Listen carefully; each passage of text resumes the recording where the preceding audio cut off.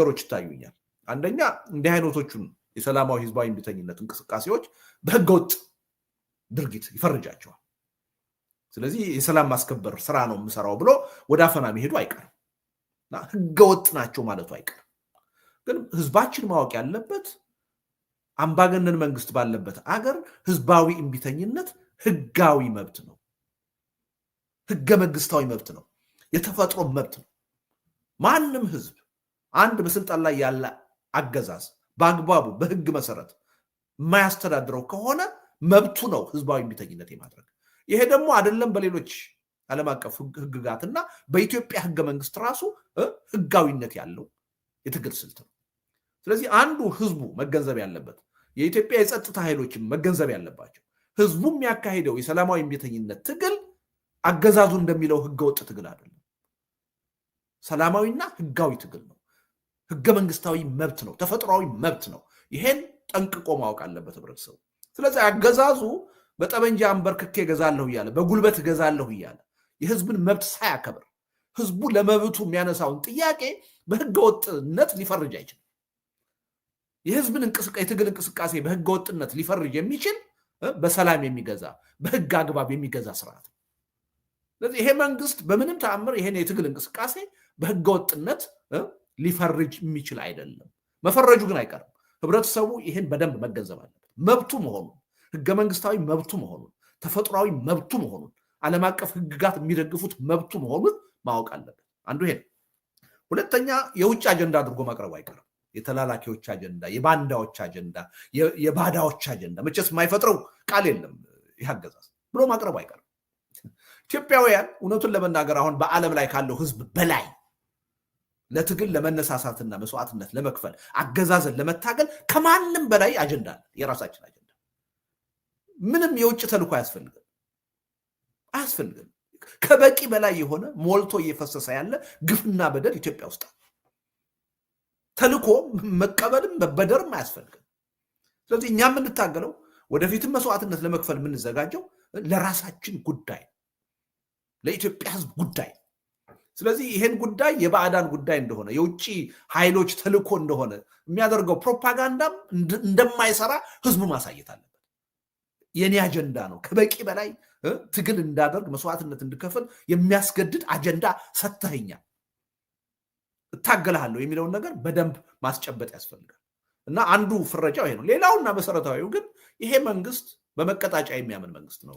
ቴዲ እዚህ ቀደም አንተ ጋር ይሆን ሌላ ሰው ጋር ውይይት ሳደርግ መጥቀስ ነው።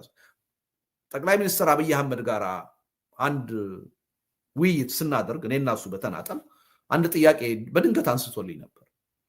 ያ ለውጥ ወዲያው መጣ እንደተባለ ሰሞን ስለነበረ ምንድነው ትልቅ ቻሌንጅ አሁን ይኖርብናል ብለህ የምታስበው አለኝ።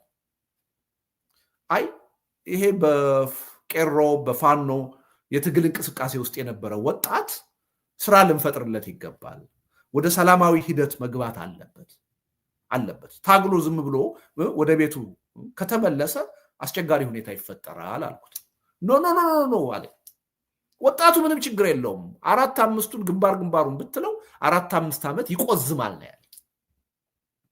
ይሄ ሰውዬ በመቀጣጫ ያምናል። በአደባባይ ፓርላማ ላይ ወጥቶ በስልጣናችን የምትመጡ ከሆነ በኢህአፓ ዘመን ከሆነው በላይ በመቶ ሺዎች ያልቃሉ ብሎ በህዝብ ላይ የዛተ መሪ ነው ያለ። 10 ሰው ሲሞት 100 ሰው ዝም ይላል ብሏል ፓርላማ ላይ ነገራችን ላይ በመቀጣጫ የሚያምን። ስለዚህ ምናልባት ከ30 ዓመት በፊት ቲናሚን ስኩዌር ቻይና ያየነው አይነት ጭካኔ ሊያሳይ ይችላል ይሄ ሰውዬ። እስከዛ ድረስ አይምሯችንን ማዘጋጀት አለብን። በታንክ ሁሉ አደባባይ ወጥቶ በንጹሃን ወጣቶች ላይ ሊረማመድ ይችላል። ግን የኢትዮጵያ ህዝብ ማወቅ ያለበት ምንድን ነው? እንዲህ አይነት ጭካኔ ሊፈጽም ይችላል። እንዲህ አይነቱን ጭካኔ ግን አይደለም ለወራት አይደለም ለዓመታት ለቀናት ይዞ መቀጠል የሚችል አገዛዝ አይደለም። ማህበራዊ መሰረቱን ያጣ ምንም ያሰባሰበው አይዲዮሎጂ የሌለው በሀገርና በህዝብ ጉዳይ ያልተሰባሰበ በስልጣን ጥቅምና በኢኮኖሚ ክፍፍል ብቻ ስልጣን የያዘ አካል ነው። እንዲህ አይነት አካል በህዝብ ላይ ጥይት እየተኮሰ ረጅም ዕድሜ መቆየት አይችልም፣ ረጅም ቀናት መቆየት አይችልም። ስለዚህ መቀጣጫ የሚባለውን ነገር መንግስት ሊጠቀምበት እንደማይችል ህዝቡ ከወዲሁ ተስፋ ማስቆረጥ አለበት። መቀጣጫ የመቀጣጫ ድርጊት በጀመርክ ቁጥር ትግላችን የበለጠ ይጠናከራል። የበለጠ አጸፋዊ እርምጃ እንወስዳለን ማለት ማሳየት አለበት እና መቀጣጫ እንደማይሰራ ህብረተሰቡ በደንብ ግንዛቤ ወስዶ አጸፋዊ ምላሽ መስጠት ይገባዋል። ከወዲሁ አገዛዙን መቀጣጫ እንደማይሰራ ተስፋ ማስቆረጥ ያስፈልጋል እንጂ አገዛዙ እስከ ግድያ ድረስ መሄዱ ይቀር አይደለም። እና እኔ የሰላማዊ ትግል እንቅስቃሴ አሁን በኢትዮጵያ በደንብ ፈርታይል በሆነ ሁኔታ ሊካሄድ የሚችልበት ሁኔታ እየመጣ ነው። አሁን የከተማው ህዝብ እንዲንቀሳቀስ ነው እየፈለግን ያለ ነው። የተማረው ህዝብ እንዲንቀሳቀስ ነው እየፈለግን ያለ ነው። እውነቱን ለመናገር ወደፊት በሚካሄደው ሰላማዊ ትግል የኢትዮጵያ አርሶ አደሮች ጭምር ተሳታፊ ይሆናል።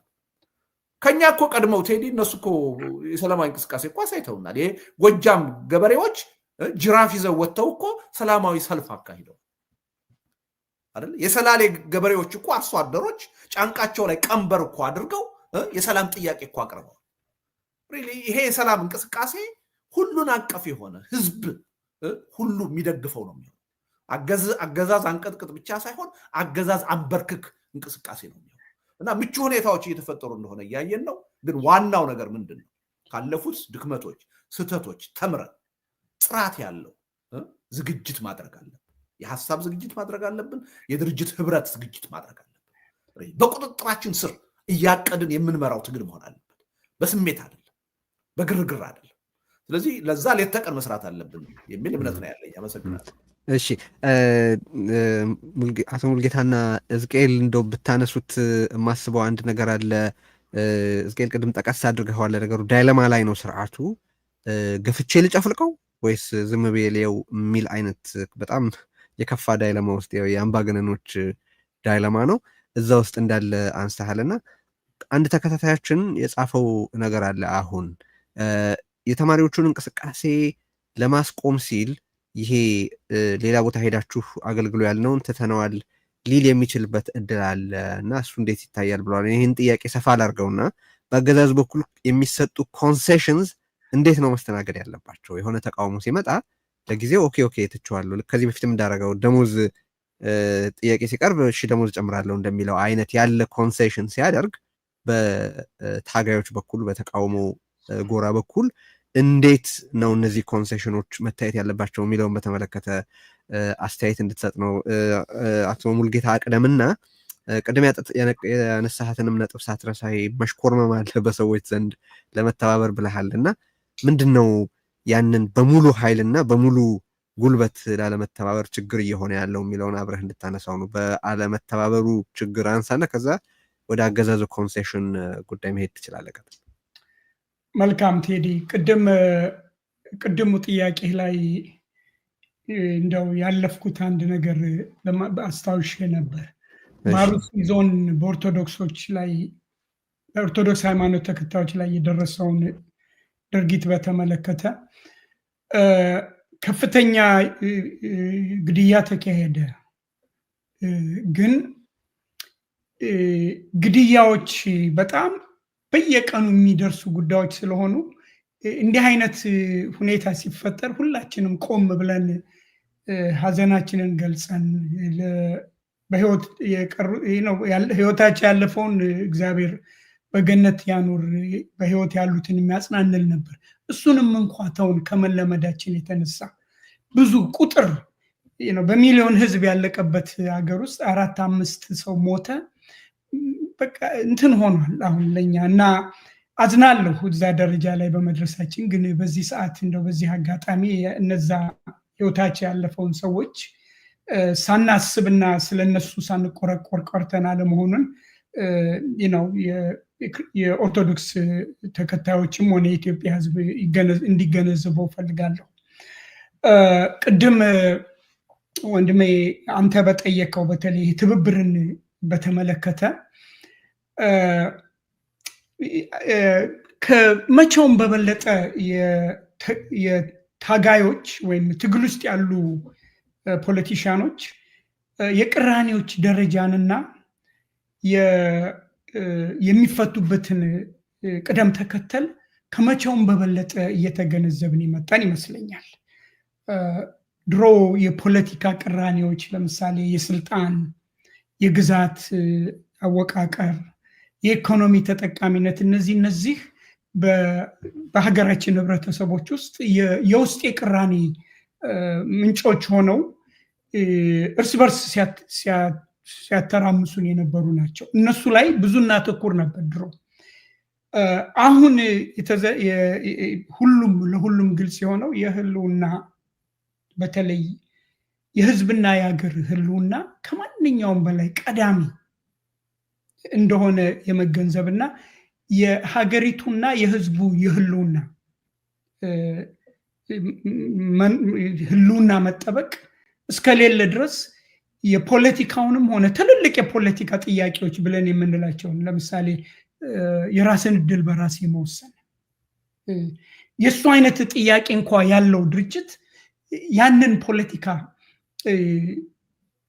ተግባራዊ ሊሆን የሚችልበት ተጨባጭ ሁኔታ ሊያኖረው አይችልም። የኢትዮጵያ አንድነትና የህልውናዋ እስካልተጠበቀ። ለምሳሌ ብዙዎቻችን እናውቀዋለን። ኤርትራ ዛሬ ከኢትዮጵያ ተገንጥላ ሀገር የሆነችው ኢትዮጵያ ጠንካራና የፈቀደች ሀገር በመሆኗ ነው። ላለፉት 30 ዓመት የሶማሌላንድ ከሶማሊያ ተገንጥያለሁ ራሴን የምችል ነኝ ብላ አገር መሆን አልቻለችም። ምክንያቱም የሶማሊያ መንግስት ሊያውቅ ስላልፈቀደ። የኢትዮጵያ አንድነት የኢትዮጵያ ጠንካራና ሆና መውጣት እንደ ሀገር መቀጠል የፖለቲካ ችግሮቻችንን የመፍቻ ቅድመ ሁኔታ ነው። ስለዚህ ትልልቆቹ ብለን የምንላቸው ለምሳሌ የግዛት ወልቃይትን የምንበለው አዲስ አበባን የምንበለው ድሬዳዋን የምንበለው አንዳቸው የሚሆኑ የፖለቲካ ጥያቄዎች መፍትሄ ሊያገኙ አይችሉም የሀገር ህልውናና የህዝብ ህልውና እስካልተረጋገጠ። ስለዚህ የሀገራችን ህልውና የህዝቡ ህልውና መቅደም አለበት። ለዚህ ነው ሁሉም እየተገነዘበው መጥቷል። ዛሬ የአማራ ኃይሎችም የኦሮሞ ኃይሎችም የትግራይ ወንድሞችም ሁሉም ትብብር አንድ የጋራ ግንባር መፍጠርና ይህንን ስርዓት ማስወገድ አስፈላጊ እንደሆነ እየተገነዘበው መጥቷል። ይሄ ስርዓት እስካለ ድረስ ያንዳችንም የፖለቲካ ፍላጎት የፖለቲካ ፕሮግራም ተግባራዊ ሊሆን የሚችልበት አጋጣሚ አይኖርም። ስለዚህ መቅደም ያለበት ይህን ስርዓት ማስወገድ ነው። ይህን ስርዓት ለማስወገድ ደግሞ የጋራ የሆነ ግንባር መፈጠር አለበት። የጋራ ግንባሩ የሽግግር ሂደት ወይንም መንግስት የመመስረቻ ማዕቀፍ ማዘጋጀት አለበት። የሽግግር ፍትህን ሊያመጣ የሚችል ማዕቀፍ ማዘጋጀት አለበት። እነዚህን ሁኔታዎች ማሟላት ካልቻለ ግን እንደ 1966ቱ እንደ 2010ሩ ተጠላፊ ትግል ነው የሚሆነው፣ ወይንም ለችግራችን ዘላቂ መፍትሄ የማያመጣ የከሸፈ ትግል ነው የሚሆነው። ስለዚህ ነው ሁሉም ይሄንን ተገንዝበዋል። አሁን ግን ያው ቅድም እንዳልኩት ሁሉም ይሽከረመማል። ቅድም እንዳልነው የኦጋዴ ግንባርን ትብብርን እንደሚፈልግ ገልጿል። ሌሎቹም የታጠቁ ኃይሎች በተለይ ፋኖም በዘመነ ካሴ በኩል ትብብር እንደሚፈልጉ ጠይቋል። ኦላም እንደዚሁ ጠይቋል። ግን አሁንም እየተሽከረመሙ ናቸው። ፊትለፊት አልመጡም። ፊትለፊት እኛ ያንን ክፍተት ለመሙላት ነው እንደዚህ ፊትለፊት የመጣ ነው። ተገናኙ፣ እናገናኛቸው፣ አንድ ላይ ሁኑና ይህንን ስርዓት አስወግዱ የሚለው ፕላትፎርም ላይ የምንሰራው ለዚህ ነው። ቅድም ያልከው በተለይ አስተማሪዎችን ተማሪዎች ጥያቄዎቻችሁን እቀበላለሁ አትሄዱም ብሎ ሊያቆመው ይችላል። አዎ፣ ግን ሀገራችንን ተጨባጭ ሁኔታ ማየት አለብን። የሀገራችን ተጨባጭ ሁኔታ ሀገሪቱ ኢኮኖሚካሊ ባተሙ ተቀዶ ሊወድቅ የደረሰ ነው። ኢንፍሌሽን ከፍተኛ ደረጃ ላይ ደርሷል። መንግስት ለሰራተኞች ደሞዝ መክፈል የማይችልበት ደረጃ ላይ ነው ያለው። ቅድም እንዳልኩህ አስተማሪዎች መቅጠር ቀርቶ ያሉትንም ሪቴን ማድረግ ወይንም ይዞ ማቆየት ስለማይችል ሊመጣ የሚችለውን ጭንቀት አስቦ ነው የሶስተኛ ዓመት ተማሪዎችን ወደ ውጭ እንዲሄዱ ሰምታችሁታል። ብርሃኑ ነጋ ከአንድ ሳምንት በፊት የአስተማሪዎች እጥረት ይኖራል ወደፊት፣ ያ ነው የቀደመው። የሶስት ዓመኛ ተማሪዎች አስተማሪ ትሆናላችሁ የሚለው ሳይሆን የቀደመው ናሬቲቭ በኢትዮጵያ ውስጥ የአስተማሪዎች እጥረት ይኖራል የሚለውን እንዲነገር አደረጉ። ከዛ ቀጥሎ ነው የሶስተኛ ዓመት ተማሪዎች መዝመት ያለባቸው የሚለው። ግን እጥረት ይኖራልም ደግሞ ለሚለው ኮዝ አለው። ምክንያቱም ደሞዝ መክፈልና አስተማሪዎችን ይዞ መቀጠልም አይችሉም፣ አዲስም መቅጠር አይችሉም። ይሄ የኢኮኖሚ ክራይሲስ የሚፈጥረው ስፓርክ እነዚህን ልጆች ወደ ቤታችሁ ግቡ አትሄዱም ብሎ ቢያስገባቸውና ወይም በየትምህርት ቤቱ አፍነው ቢይዘው ሌላ ስፓርክ ሌላ ቦታ መነሳቱ አይቀርም። የሚጭረው ነው። ህብረተሰቡ በቋፍ ያለ ሁኔታው ከሚገባው በላይ አብጦ የሚተነፍስበት ቦታ የሚፈልግበት ደረጃ የደረሰ ነው። ይሄ የኢትዮጵያ ተጨባጭ ሁኔታ ነው። ኢኮኖሚካሊም ፖለቲካሊም ይሄ ነው ያለው ሁኔታ። ሳም ስፓርክ ሳምዌር ይቀጥላል። ከዛም ሌላ ደግሞ ተማሪዎቹ የሌላው ህብረተሰብ አባል ናቸው። አባቶቻቸው አስተማሪዎች ናቸው፣ አባቶቻቸው ገበሬዎች ናቸው፣ አባቶቻቸው እናቶቻቸው ሴም ሳይክል ውስጥ ያሉ ችግር ውስጥ ያሉ የህብረተሰብ አካሎች ናቸው። በአጋጣሚ እነዚህ ተደራጅተው በአንድ ቦታ ያሉ ስለሆኑ ነው እንጂ ችግሩ እንደ ምክንያት ሆኖ አስወጣቸው እንጂ እየተብሰለሰለ እየተብላላ ያለ ችግር ነው። አያቆምም። ከዚህ በኋላ የሚመለስ ነገር የለም። አሁን እኛ ማተኮር አለብን ብዬ የማምነው እነዚህ የተቃዋሚ ኃይሎች ጠንካራ ግንባር ፈጥረው ይህንን ስርዓት ሊጥል የሚችል ሙቭመንት ማካሄድ አለባቸው። ግን መጣል ብቻ ሳይሆን ሊተካው የሚችል በዘላቂነት ኢትዮጵያን ወደ ሰላም፣ ደህንነት እና የኢኮኖሚ እድገት ሊያበቃ የሚችል ስርዓት ሊፈጠር የሚችል የሽግግር ሂደት ውስጥ ሊያስገባ የሚችል አደረጃጀት የግድ ያስፈልጋል። እቅድ ፕላኑ ተነድፎ ተዘጋጅቶ ፍሬምወርኩ ማምን እንደሚሆን መገለጽ ላይኖርበት ይችላል። ግን ፍሬምወርኩ ተዘጋጅቶ መቅረብ አለበት። ይሄን ነገር ለማድረግ ደግሞ የሚችሉት ሁሉም የሚገኙበት ሁሉም ብሔር ብሔረሰቦች፣ ታጋዮች፣ ድርጅቶች፣ በሰላማዊ ትግል ያሉ የፖለቲካ ፓርቲዎች ሁሉም የተባበሩበት ሀገራዊ ኮንቬንሽን፣ የሽግግር ኮንቬንሽን መፈጠር አለበት። ያን ለመፍጠር ግን ይህን ስርዓት ማስወገድ አለ። አስወግደን ቫኪዩም ውስጥ እንዳንገባ መገንዘብ ያለብን አለ። ለምሳሌ የታጠቁ ኃይሎች ትልቅ ሮል አላቸው። ኢንክሉዲንግ በስልጣን ላይ ያለው ወታደርም ሮል አለው። የሀገሪቱን ጸጥታ የማስከበር ሮል ኃላፊነት አለባቸው። ሊሞሉት የሚችሉት አስተዋጽኦ ይኖራል። ያን እንዳለ በታዋቂነት ይዘን ግን የፖለቲካ ቫኪዩም እንዳይኖር መዘጋጀት እና የአብሮነት ይህንን ክፍተት ለመሙላት ነው እየሞከረ ያለው።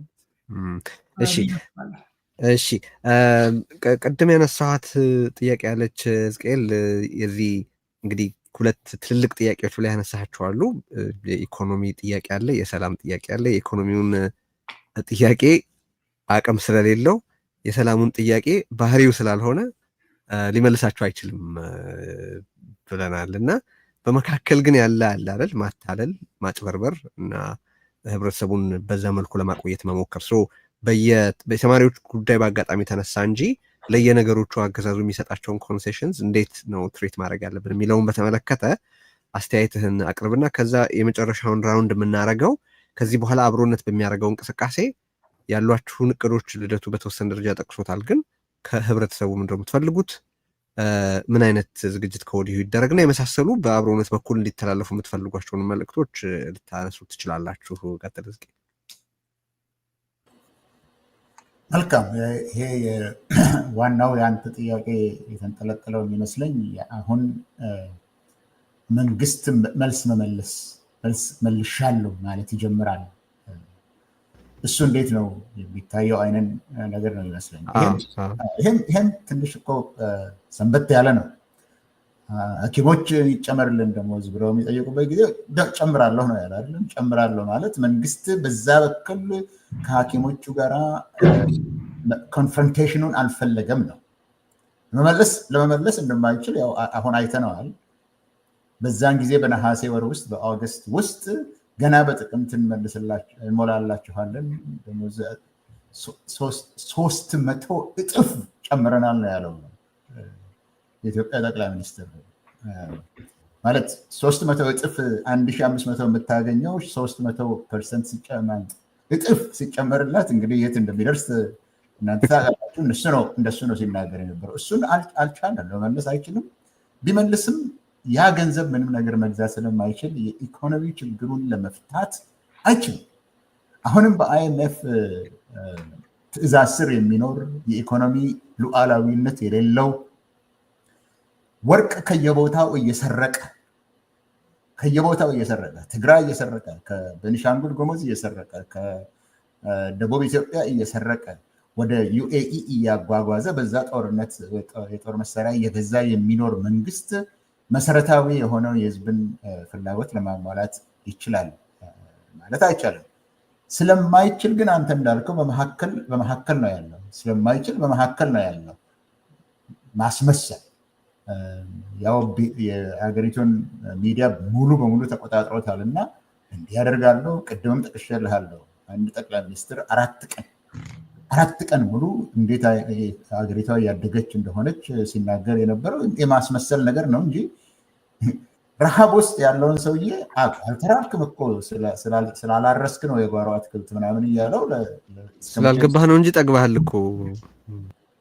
አዎ እና ስላልገባቸው ነው እንጂ ኢትዮጵያ እኮ ተአምር ነው ሲልህ፣ አሁን የከተማ ኮሪዶሩን አዲስ አበባ ከተማ የከተማ ኮሪዶሩን በዚህ ዓመት አናደርገውም ብለዋል። እሱም ኮንሴሽን ነው። እሱም ራሱ ይሄ ብልጭልጭ ነው፣ ምንም ዋጋ የለውም ብሎ ለተነሳበት ተቃውሞ መልስ ነው። ትተናል ለዚህ ዓመት እኮ ነው ያለችው የከተማው ከንቲባ። ይህንን አልቻለም ነው። አሁንም ለተማሪዎቹ ያለው መልስ ለመመለስ መፈለጉ ያንን ቅድም ያልኩት የደለማ ጉዳይ አለ፣ የተንተባተበ ነው። ምን ላድርግ እያለ ነው። ሙሉ በሙሉ መለስ አይችልም። መጋፈጥ ደግሞ አይፈልግም። ለምን? ሌሎች ችግሮች ደግሞ አሉ። ቅድም ዲኬይ የሚበሰብስ መንግስት ያልኩት ነገር አለ።